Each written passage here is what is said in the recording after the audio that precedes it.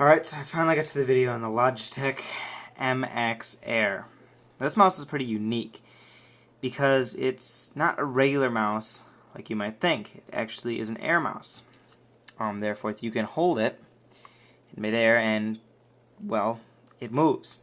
I'll show you in just a minute. But first, just a few details about, the design and what it's supposed to do, and then I'll actually show you some examples of how it works. Alright, so the first thing is it's a really unique design, really slick, smooth design, good Logitech design.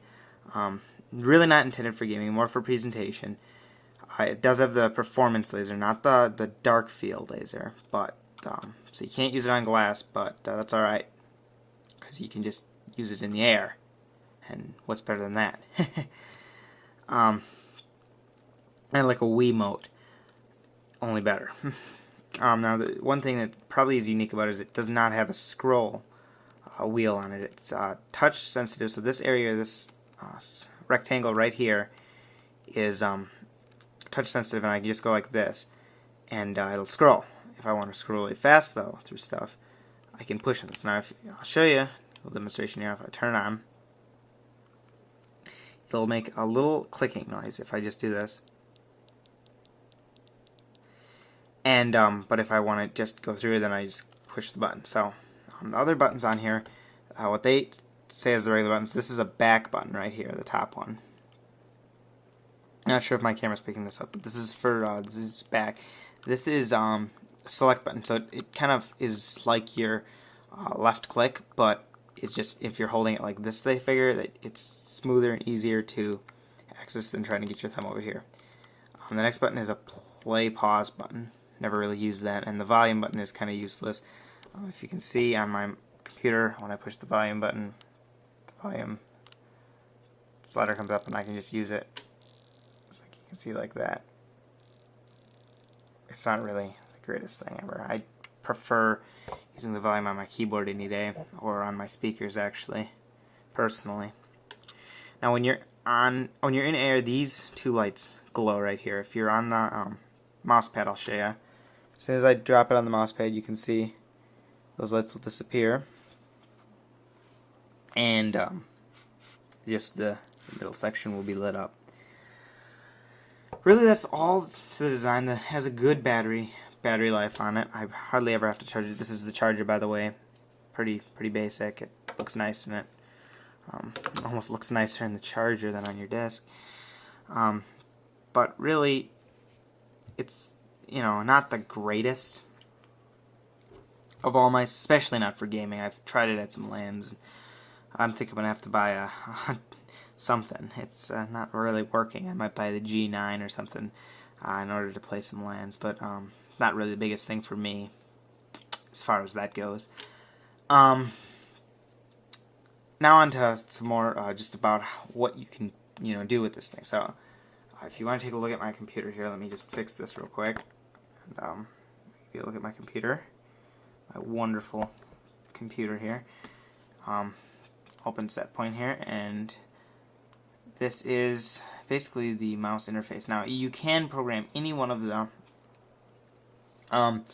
buttons to do whatever basically on this mouse. You can program this to do, open up your, you can program the back button to open up your word processor. Anything. You can really do anything. It's pretty programmable. I really haven't used for any more.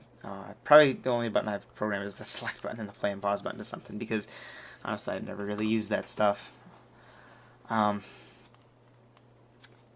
This is just basically what set point looks like. Most of you should really know if you have a Logitech product already. This is kind of what set point looks like. It's pretty basic.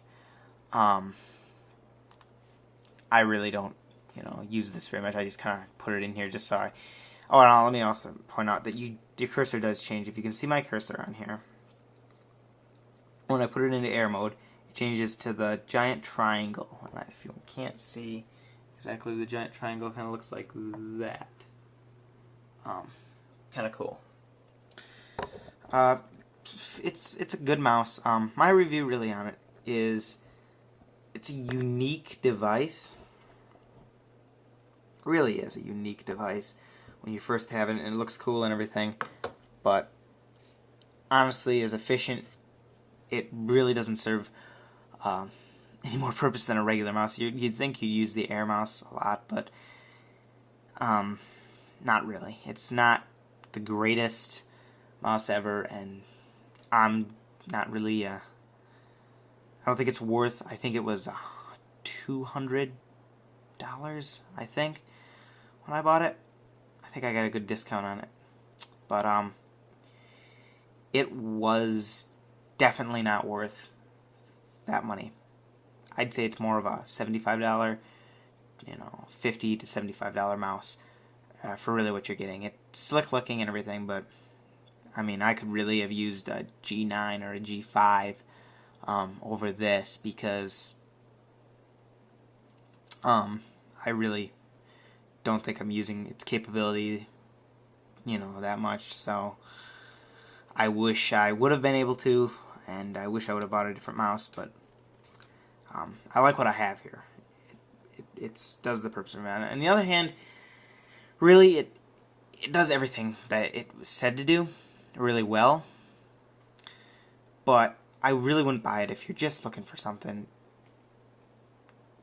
I don't know, if you're looking for just something to play around with, sure, it's not really worth the money just for that, but it does do everything that it's said to do, and it does it well. It's like the improved Wiimote. To be honest, it's if I want to play a game, if I want to play a Wii game, I can play it on my PC pretty easily. That's about what it is. So I think it's it's pretty cool, but I think the biggest thing is it's really not worth the money. That's really all I have to say about this mouse. But my next video, I'm not really sure what I'll be doing. I know Halo Reach will be coming out in a few days, so I'm getting really pumped about that, and I'll probably be doing an unboxing video of that. I didn't purchase the Legendary Edition. I got the Limited Edition, but I really think it was, it really didn't seem worth it for a plastic toy. But that's all I really have to say, and that would be Lark733 out. Have a good day.